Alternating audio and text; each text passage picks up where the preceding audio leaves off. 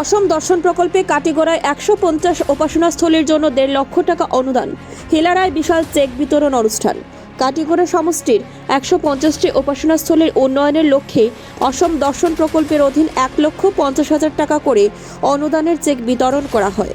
এই উপলক্ষে Hilara block headquarter ME school সংলগ্ন মাঠে এক বিশাল অনুষ্ঠানের আয়োজন করা হয়। কালাইন ডেভেলপমেন্ট ব্লকের ভিডিও পারমিতা দেবের তত্ত্বাবধানে অনুষ্ঠিত এই কর্মসূচিতে প্রধান অতিথি হিসেবে উপস্থিত ছিলেন উত্তর শ্রীভূমি বিধানসভা কেন্দ্রের বিধায়ক কমলাক্ষ দে পুরকায়স্থ। এদিন বিধায়ক কমলাক্ষ দে পুরকায়স্থ, কালাইন ডেভেলপমেন্ট ব্লকের ভিডিও পারমিতা দেব এবং কাটিগড়া ডেভেলপমেন্ট ব্লকের ভিডিও রোজিএম কিম হামার সহ অন্যান্য আমন্ত্রিত অতিথিরা সংশ্লিষ্ট কমিটিগুলোতে হাতে চেক তুলে দেন।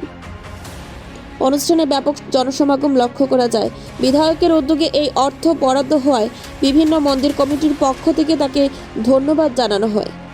কালাইন থেকে অরূপ দাসের প্রতিবেদন, ভয়েস 365 বাংলা।